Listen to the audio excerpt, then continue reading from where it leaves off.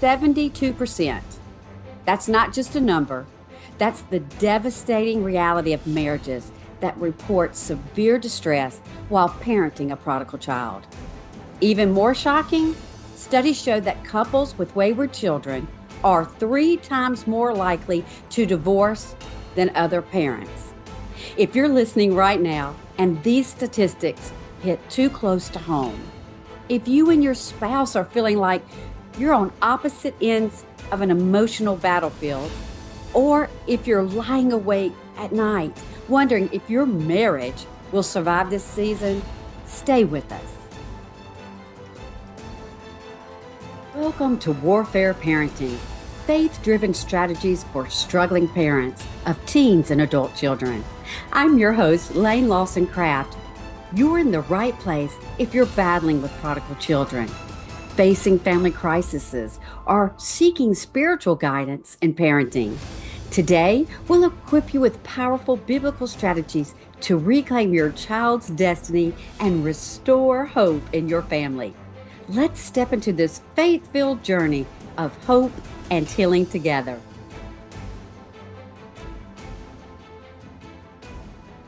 I'm Laine Lawson Craft, and on today's episode of Warfare Parenting, we're tackling the silent crisis that's tearing Christian marriages apart, the overwhelming strain of fighting for a prodigal child.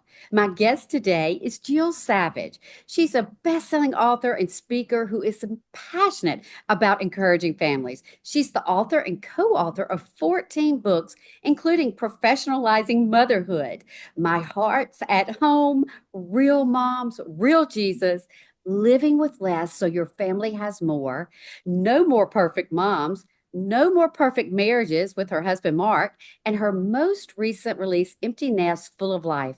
And together today, we're going to share not just statistics, but real solutions for keeping your marriage strong in a storm. Jill, thank you so much for coming today. Absolutely. Thank you for having me.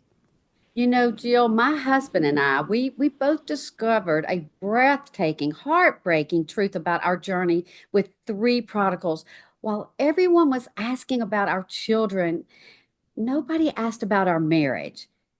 And the enemy loves the silence about our marriages, doesn't he? Yeah, it is so true.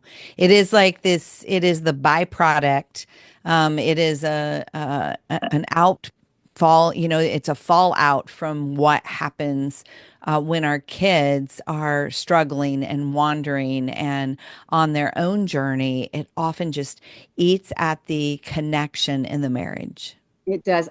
I was so grateful, Jill, in my personal walk with my prodigals was we had the anchor of a dead marriage that had been resurrected. I often tell people Steve was living on one side of the house and I was living on the other for many years, just battling our marriage, and war was in it. And thank you, God and Jesus, that we were able to drop to our knees and ask God to move in a mighty way to resurrect that marriage. And so that was the anchor to believe that God would bring my prodigals home. So I know many parents today listening can understand this. 83% of couples report feeling isolated in their marriage during this crisis. And you experienced that, didn't you? Yeah, absolutely. We have. And we've done it before our marriage crisis when we were what we call Mark and Jill 1.0, and then after our marriage crisis and what we call Mark and Jill 2.0.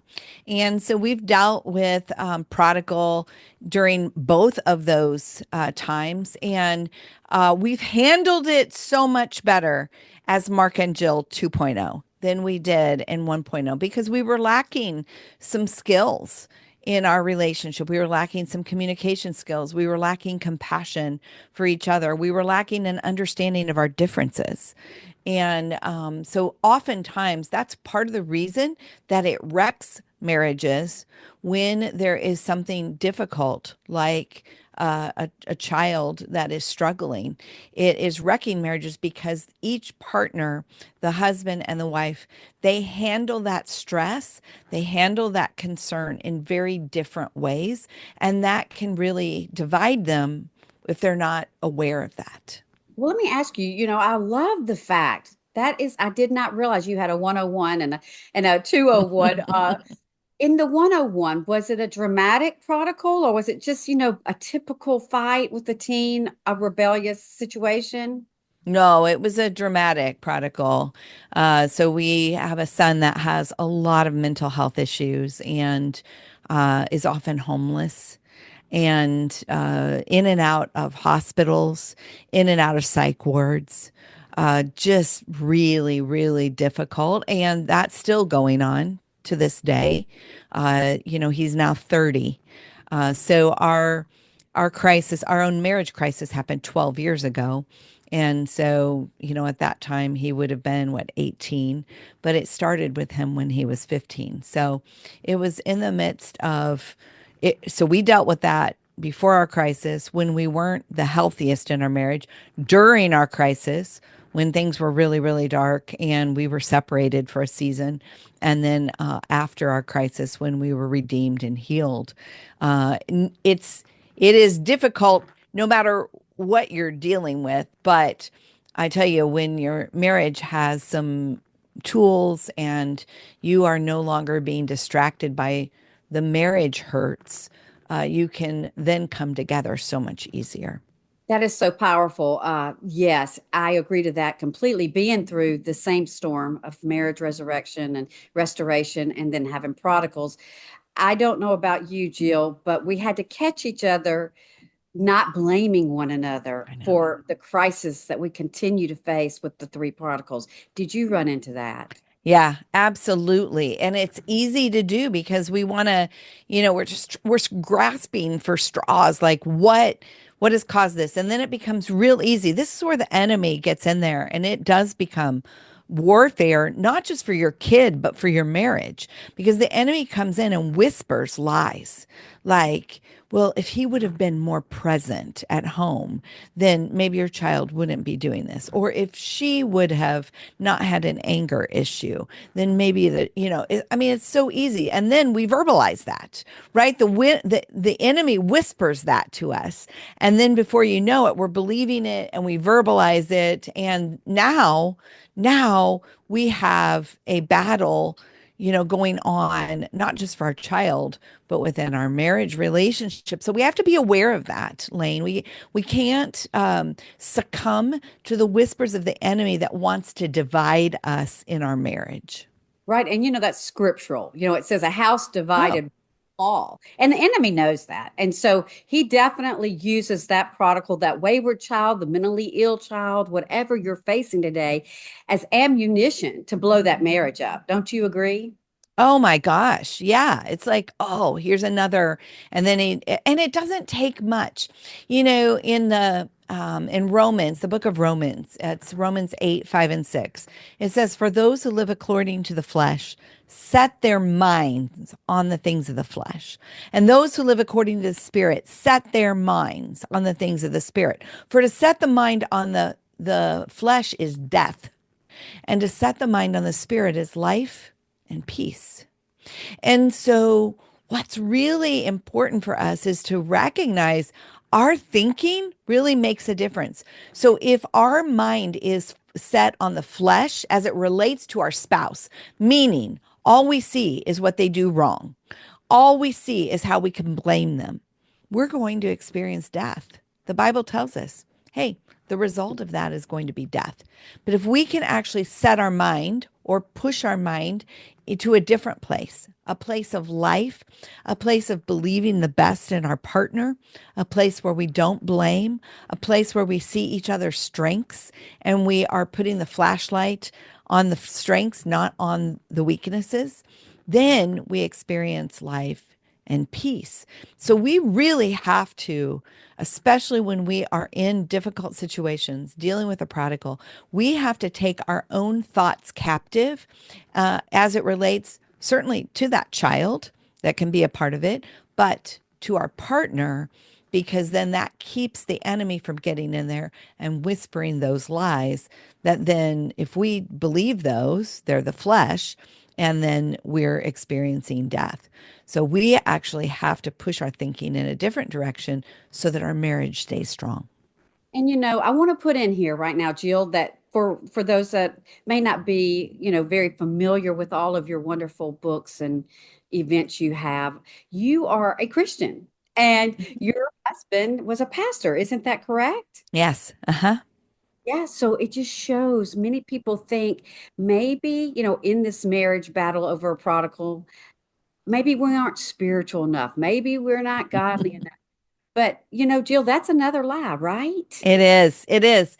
Because, I mean, the Bible tells us in this world, you will have trouble. And it doesn't say anything. It says everybody will. We will. It's an all-inclusive statement. And so our faith is what carries us through it, but it doesn't give us a pass on the hard stuff in life. No, it And doesn't. so, no, we all are going to deal with that. But it's our faith that keeps our head above water. Yes, yes. Well, I want to mention this too. There's a level of grief. I know that Steve and I both had a level of grief when we realized, man, these kids are in deep. Would you like to expand on that? Acknowledging, yes, we are in a painful season, but we need to speak it. We need to talk about it as a couple and acknowledge it. Do you have any other advice for getting through the grief of realizing your kid is wayward? Well, I think that a lot of it is, man, I didn't expect this, right? We have this idea, especially if our kids were raised in a Christian home and we raise them with faith, and then we either see them making difficult decisions, making choices that don't align with how we raised them or the values. There's going to be grief in that. And I'm just so grateful that our God is, it says that Jesus is a man of sorrows, acquainted with grief. And so we have the ability to be able to have a God who understands that grief. And so, yes, we need to call it what it is. We need to grieve it. But, Laine, husbands and wives are going to grieve differently. Yes. And that is a place where, see, we can point fingers and we can say, you're doing this wrong. You're not caring in this way, or you're not caring the same way that I am, or and what the enemy is doing is using that to divide us once again. There are those that are external grievers, and there are those that are internal grievers. And I find that that is very much associated with internal processors and external processors. There are some people that need to think to be able to talk, and there are others that need to talk to be able to think. So my husband is an external processor, and he's also an external griever. So he's going to talk about things and process things, and I mean, he's just going to talk and talk and talk and talk, and honestly sometimes wear me out. And and I am an internal processor and I'm an internal griever. That means I am thinking about it. I'm talking to the Lord quietly about it. Um, I am not nearly as verbal. And so neither one of those are wrong. They're just different. So he has to allow me, in our unhealthy years, he viewed that as me rejecting him and holding things back from him. Like it was like, I'm not sharing what I'm feeling and thinking. But I do that internally, and I have to do that for a while before I'm ready to share. And so, in essence, it's easy to judge each other. And instead of going, I want to understand how you tick. I want to understand how God's wired you. And then let's work with that. Let's not criticize each other. Let's not make this a battlefield in our marriage. Let's recognize we both handle stress differently. We both handle grief differently. Can we honor each other in those differences so that we really are cooperating? And I would say that's the ultimate intimacy. I do. Intimacy is into me see. That's intimacy. And when I can really see, oh, that's how God's wired him. Or he can really look at me and go, oh, that's how God's wired her. What a difference that makes. And it really is life breaking too, because Steve and I were the opposite. I would talk to drive him nuts, and he was very introverted. And it really, again, the enemy used those differences to Yeah. polarize us. And I can remember saying, Steve just doesn't even care. He doesn't even, he's not even involved in this, but he was just processing different. And I know today, Jill, this would be a great starting point for marriages that have a prodigal or wayward child. Right now, just look at the way you both process. And God Yeah. made it for all of us, right? Absolutely. I think that this is I think any crisis is an opportunity for growth. One of the things I often say, Laine, especially when I'm helping, Mark and I are marriage coaches. So we spend a lot of time with couples who are hurting, couples who are dealing with broken trust, couples who just feel a million miles apart. And, what I often say is this is a really crappy situation, but the best use of crap is fertilizer. So Yes. let's use it for fertilizer for our growth. Amen. And so, absolutely, I think that this can be a place where we go, huh, instead of being, we like to say, be curious, not furious. Furious happens when we are judging each other and we're critical. And I love what you just said there. You were like, he doesn't even care. Like that was the story you were telling yourself because he's different than you. That's so good, Jill. Listen, we're out of time. Is there anything that we didn't cover that you'd like to say before I close? No, the only thing I would say is, hey, there's always hope.